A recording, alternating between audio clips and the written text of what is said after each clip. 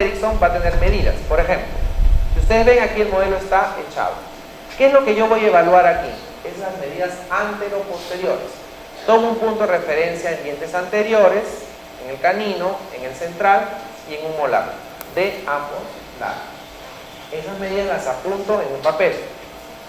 Luego veo las medidas en sentido vertical para finalizar con las medidas en sentido medio lateral. ¿Qué significa eso? Si yo mido, cuando estoy midiendo, y estoy viendo la parte vertical, es cuánto yo voy a necesitar intruir ese maxilar superior o extruir ese maxilar superior. Cuando veo las medidas medio laterales, estoy viendo este movimiento que tengo que hacer si es que tengo que modificar algún tipo de línea media, ¿no? Y cuando evalúo el antero-posterior, estoy viendo si tengo que avanzar el maxilar superior o retroceder. Entonces, si tomamos como ejemplo el caso que les dije que yo tengo que avanzar 5 y retroceder 4, eso mismo lo traslado a la cirugía de modelo y eso hago. Corto el modelo, le coloco a 0 y le sumo lo que tengo que hacer. Si esta es la intrusión, este es lo vertical, es decir, lo que el maxilar superior va a subir o va a bajar, si lo voy a mantener, la medida tiene que ser igual a la medida inicial. Igual para la medida vertical y de la misma forma para la medida medio lateral. Quisiera saber si esto lo entendieron. Es muy difícil en la primera parte. Yo tengo un paciente y decido avanzar 5 milímetros. Entonces yo mido en el articulador cuánto mide la altura, una altura X. Si necesito avanzar 5, corto el modelo, le coloco cera y lo avanzo a 5 milímetros y voy a obtener la nueva medida. ¿Entendieron? Sobre ese articulador ya montado, yo agarro y confecciono el guía quirúrgico que lo voy a utilizar durante la cirugía. En este paciente, por ejemplo, ¿no?, ya está la oclusión final y yo voy a conseguir colocar el guía quirúrgico para ver cómo tengo que posicionar los maxilares. Porque acuérdense que durante la cirugía yo voy a hacer una fractura ósea y voy a soltar los huesos. Al soltar los huesos tengo que posicionarlos en un nuevo lugar. ¿Cuál va a ser ese nuevo lugar? El que nos indique el guía quirúrgico que lo hemos hecho en base a un análisis facial. Y el paso número 5 viene a ser la cirugía ortognática propiamente dicha, ¿no? Esto es a manera representativa lo que es una osteotomía del EFOR, que va desde la abertura piriforme hasta la región posterior de las placas pterigoides, ¿no? Se hace un decolaje, se baja ese maxilar superior y se fija en la nueva posición. Ahora yo quiero que ustedes agudicen su mirada en este caso clínico y observen que esta cresta ósea no coincide con la cresta ósea basal. ¿Por qué? Porque en este caso específico el planeamiento fue hacer un giro de esa mandíbula para mejorar la línea media del paciente. ¿Se dan cuenta? Lo que se representó en la cirugía de modelo ahora se está viendo en la cirugía netamente dicha. Aquí está básicamente lo que es la técnica quirúrgica de osteotomía sagital de los ramos mandibulares, que como ustedes saben se modificó a través del tiempo, ¿no? Autores más conocidos como Trauner, Obegesser, Dalpont, ¿no?, y últimamente Gunsuk, entre otros, ¿no? Entonces, ¿qué es lo que nos va a permitir esta osteotomía? Nos va a permitir separar la mandíbula en 3 segmentos. Un segmento va a corresponder a este de acá, que incluye el cóndilo. Luego viene un segmento dentado y hacia el otro lado lo mismo, un segmento que incluye el cóndilo, como pueden observarlo en este gráfico. Entonces, ¿qué es lo que pasa? Los cóndilos se van a quedar en su posición. Entonces, esta mandíbula yo la puedo mover tridimensionalmente. La puedo llevar hacia adelante, hacia atrás, o hacer este movimiento de giro para poder corregir una línea media, ¿no es cierto? Obviamente, si necesito retroceder este segmento dentado, voy a tener que cortar parte del segmento para que ese segmento pueda ser posicionado más hacia atrás, ¿no? Esto es lo mismo, solo que ejemplificado en un caso clínico, ¿no?, que pueden observar aquí cómo se realiza la osteotomía. Después del descolamiento se coloca una sierra reciprocante que va a hacer la osteotomía por encima de la língula, por lo menos a 5 milímetros, para poder terminar la osteotomía y mediante la aplicación de cinceles poder separar esos segmentos. Entonces, en este segmento de acá se queda el cóndilo y en este segmento de acá solamente la parte dentada para poder moverlo tridimensionalmente como les expliqué. Bueno, ahora sí los casos clínicos, que es lo que les gusta a todo el mundo y nos gusta verlos en los congresos, ¿no? Este es un paciente de 19 años, ¿no? Su motivo de consulta es: quiero mejorar mi mordida y la sonrisa. Entonces, si tomamos en consideración cuál es el motivo de consulta, el paciente tiene un alto índice de contenido estético, pero también tiene funcional. Entonces, en un paciente que tiene un motivo de consulta estético, nosotros tenemos la libertad de poder hacer un cambio, ¿no?, a ese nivel y poderle ofrecer un mejor tratamiento, ¿no? Sus antecedentes: tratamiento ortodóntico hace 2 años, ¿no? Y estas fotos corresponden, ¿no?, a la documentación ortodóntica, ¿no? La documentación ortodóntica, ¿no?, que ustedes pueden ver en el paciente, una clara y muy marcada clase 2, ¿no?, y una retroposición del mentón, ¿no?, una mordida abierta anterior, y el paciente es derivado para reparación ortoquirúrgica. Es decir, esta discrepancia va a aumentar, porque los incisivos normalmente aquí se encuentran, como les dije al comienzo, se encuentran inclinados. Entonces el ortodoncista los va a retroposicionar, colocar los intubaciones para durante la cirugía poderlos mover. Se le hace su cefalometría y este es el paciente en la evaluación prequirúrgica, es decir, ya se encuentra listo para cirugía ortonática. ¿Qué es lo que nosotros observamos? Observamos un excesivo exposición de incisivos, y eso que aquí el paciente está levemente tenso y está cerrando los orbiculares. Ese paciente respondía mucho más, ¿no? A nivel de sonrisa podemos observar una sonrisa gingival grande, ¿no?, asociado a un exceso vertical del maxilar superior. Si vemos la línea media maxilar, coincide con la línea media facial, ¿no? Entonces por eso no hay problema. Podemos observar que no existe ningún canteo, ¿no?, que es esta medida horizontal que tiene que tener relación directa con la línea bipupilar. Observamos que ambas distancias corresponden a la misma, entonces frontalmente se podría decir que tenemos simetría en este paciente, ¿no? Tenemos simetría, no hay ese canteo del maxilar superior, y también la línea media facial coincide con la línea media dental, ¿no? Y hay una cosa, entonces, pensemos un ratito en la cirugía de modelo. ¿Se acuerdan que habían 3 cosas que podemos hacer? Vertical, antero-posterior y medio-lateral. Son 3 movimientos que se pueden hacer con el maxilar superior. El primer movimiento no lo necesitamos, porque el tercero, porque el medio-lateral está bien. A menor movimiento, mayor estabilidad de tratamiento, ¿ya? Luego aquí, ¿no?, pueden observar la vista intraoral del paciente, un overjet bastante aumentado que me permite un buen avance, ¿no?, durante la cirugía. Entonces, este paciente, ¿qué quería? Quería exponer menos los dientes, entonces había que hacer una intrusión del maxilar superior, y quería avanzar la mandíbula para no sentir ese mentón tan atrás. Solamente con el avance de mandíbula en este paciente, el paciente todavía queda clase 2. ¿Qué es lo que se hace? Se avanza la mandíbula y aparte se avanza el mentón. Y van a ver que avanzando la mandíbula y avanzando el mentón 14 milímetros, el paciente no quedó en un perfil 1 exacto, quedó en clase 2, pero quedó bastante bien. ¿Ya? Entonces, el planeamiento quirúrgico, como les dije, primero comenzamos con una cefalometría de perfil y planeamos en base a ¿qué? Al análisis facial. Planeamos un avance en el maxilar superior de 2 milímetros, una intrusión de 6 milímetros, el paciente exponía 9 milímetros. Al exponer 6, yo voy a exponer 3, ¿no es cierto? Que a veces es muy poco, porque en la cirugía no es tan exacto. Entonces, pero como yo voy a avanzar 2, va a sufrir un efecto cortina. Estos son los dientes. ¿Qué pasa si yo avanzo esto? Por un efecto cortina voy a exponer más, ¿no? Entonces, se hace el planeamiento del paciente, se avanza la mandíbula 14 y el mentón 5 milímetros. Y este es el trazado de previsión que yo les decía. donde se representa el movimiento que va a sufrir el paciente durante la cirugía.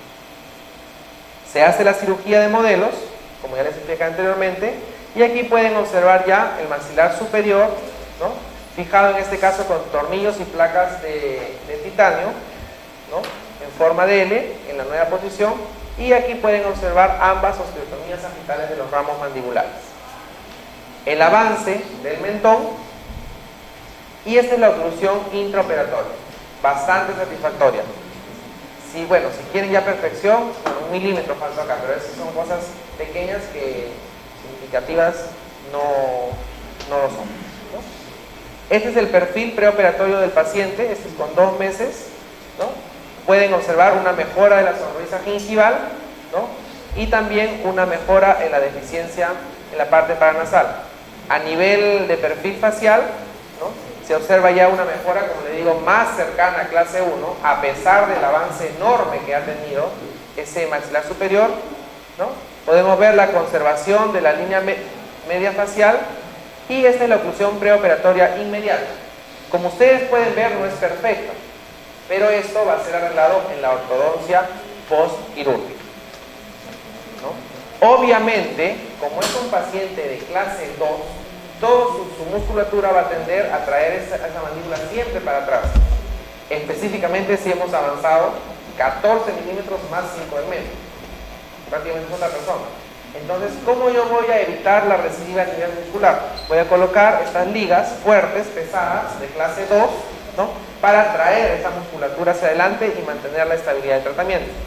Pueden ver la radiografía del paciente con el avance del complejo maxilomandibular y el avance del mentón.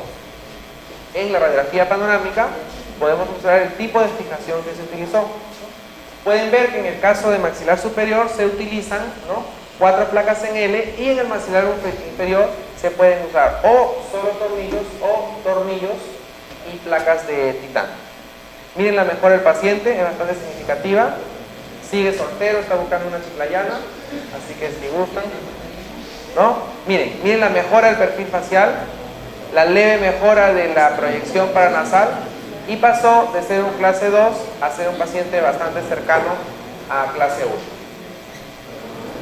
Radiografía preoperatoria y postoperatoria, y pasamos a la siguiente paciente, ¿no? Esta paciente, Jessica, es una paciente, bueno, ahora es de más, ¿no?, de 18 años, y su queja era el mentón muy grande. Ustedes observan, tiene un aumento del tercio medio facial, ¿no?, y una deficiencia paranasal, ¿no? Miren, si observamos la foto de perfil, podemos observar ambos problemas. Tenemos un exceso antero-posterior de maxilar superior, una deficiencia antero-posterior de maxilar inferior. Entonces, ¿este es un paciente prognata? No. Es un paciente que tiene una deformidad dentofacial de clase 3.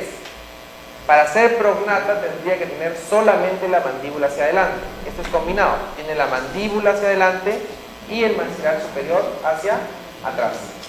¿Ya? Por favor, los que son alumnos de pregrado no se asusten. Para ustedes clase 3. Ya es una división académica, ¿no? Ya para una conferencia tiene que haber una cosa un poquito diferente. Es un clase 3, pero no es un clase 3 verdadero. Porque un clase 3 verdadero tiene la mandíbula hacia adelante y se acabó. El maxilar superior lo tiene bien posicionado. ¿Ya?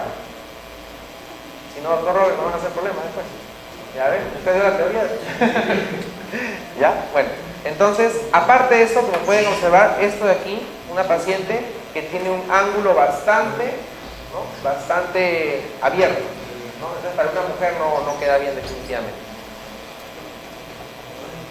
Tenemos la oclusión intraoperatoria, ¿no? Podemos observar, ¿no?, que solamente tenemos contacto posterior, mordida abierta anterior, y obviamente un overbite que tiene que ser solucionado en la cirugía, ¿no? Radiografías preoperatorias. Quisiera saber si hay algún ortodoncista acá. Doctor Robles, ¿algún otro? Bueno, miren. Para ustedes. Un preparo ideal para cirugía ortognática es el siguiente. La angulación del incisivo superior en relación al plano palatino tiene que tener 110 grados, ¿no? Y la angulación del incisivo inferior en relación al plano mandibular 90.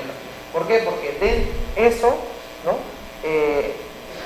Nos permite saber que vamos a tener estabilidad en el tratamiento, ¿no? Porque se ha demostrado que en esas angulaciones los dientes son más estables para poder ser movidos en la cirugía ortognática, ¿no? Esta es la paciente, tampoco tiene canteo maxilar, y aquí, por ejemplo, sí hay una diferencia entre la línea media facial y la línea media maxilar. ¿Qué significa eso? Que durante la cirugía voy a tener que mover también la línea media, ¿no? Y hacerse una cirugía más difícil que la anterior, ¿no? Por eso lo he colocado como segundo. ¿Cuál es el punto más estable para establecer, valga la redundancia, la línea media? El filtro, ¿no? Esta región de concavidad, de depresión, es la zona más estable para saber cuál es exactamente la línea media de la cara, ¿no? Esto de aquí es un planeamiento por computadora, no es una cirugía, ¿no? Este es el preoperatorio y se hace, ¿no?, un giro de plano cruzal en sentido horario. ¿Qué significa eso? Que si yo tengo todo el complejo maxilomandibular acá, sentido horario voy a hacer esto, en sentido horario voy a hacer esto, ¿no? Entonces, para ver por computadora, ¿se puede hacer otro? ¿No? ¿Y qué es lo que pasa en un paciente en el postoperatorio? Y esto sería con un sentido antihorario. Se le mostró a la paciente los dos planeamientos. Ella prefirió este y van a ver el resultado, salió bastante parecido. Listo. Entonces, tomando en consideración lo que yo vi en el análisis facial de esta paciente, decidimos avanzar 5 milímetros, retroceder 4 milímetros y corregir la línea media hacia la izquierda 1 milímetro. Eso se trasladó a la cirugía de modelo para poder trasladarlo a la cirugía propiamente dicha. Obviamente los cefalogramas necesarios, y miren aquí, esta es la previsión del tratamiento. Aquí, por ejemplo, es hecha totalmente a mano, ¿no? Cómo el paciente llega y cómo el paciente va a terminar aproximadamente. Si se dan cuenta, ¿no?, hay una mejora obviamente de esta proyección de la mandíbula con una cirugía bimaxilar. Las placas de fijación, tanto en el maxilar superior como en el maxilar inferior, ¿no?, y una radiografía panorámica de control, ¿no? Miren, aquí claramente se puede ver la osteotomía y la fijación, la osteosíntesis con placas de titanio. Esta es la radiografía de control postoperatorio, ¿no? Pueden observar un perfil casi recto con tendencia a clase 2, ¿no? Podemos observar el trazado final y la oclusión final postoperatoria inmediata. Los pequeños ajustes se hacen en post-ortodoncia, ¿no?, que van a demorar entre 6 y 8 meses, bueno, dependiendo del ortodoncista. Esta es la paciente, ¿cómo quedó? Quedó un rostro bastante juvenil, ¿no?, en comparación al anterior. ¿Por qué? Porque al haber un avance de maxilar superior se puede ver una mejora, ¿no?, de los surcos nasogenianos. Los surcos nasogenianos que estaban más marcados en un paciente con deficiencia van a quedar mejor, ¿no? La sonrisa gingival, la línea media no quedó totalmente en la línea media, por decirlo así, pero bastante mejor al planeamiento anterior. Definitivamente la paciente mejoró, ¿no? Y esta prominencia que ella tiene es una prominencia de tejidos blandos, que es lo que yo le decía. Nosotros tratamos sobre tejidos duros y los tejidos blandos acompañan. Ella siempre fue así, ahorita van a ver. Miren, ¿no? Es el preoperatorio y el postoperatorio, definitivamente hay una mejora. Y lo que no me gustó mucho en este caso es que quedó esta prominencia, pero esto es tejido blando, básicamente, ¿no? Pero hay una, ¿perdón? Así es, ¿no? Una mejora bastante simpática. Ya. 3 minutos que termino, ¿no? Esta es la postoperatoria inmediata. Y este ya es un casito un poco diferente. Es un paciente que tiene una asimetría mandibular, ¿no?, un desvío hacia la izquierda. Si se dan cuenta, ya es totalmente asimétrica. Miren la línea bipupilar, ¿no?, totalmente asimétrica. Entonces, los casos de asimetría son los casos más difíciles de tratar. Pueden observar la asimetría en una vista póstero superior, ¿no?, y un mantenimiento de la línea media maxilar. Aquí pueden observar la oclusión de clase 3 preoperatoria, la realización de los exámenes radiográficos auxiliares y la cirugía propiamente dicha, ¿no? Como les mostré al comienzo, este caso puede mostrar claramente que no coinciden el hueso basal con el hueso que se va a movilizar, porque hubo un giro de esa mandíbula para poder llegar a la línea media, ¿no? Podemos observar la osteotomía sagital, en este caso fijada con 2 placas de titanio. Esta es la paciente en el postoperatorio. Una mejoría significativa de lo que es la asimetría facial. ¿Quedó totalmente simétrica? No. ¿Quedará? Tampoco. Todos los casos asimétricos quedan asimétricos. Porque acuérdense que hay un gran componente muscular, hay una hipertrofia de músculos, ¿no?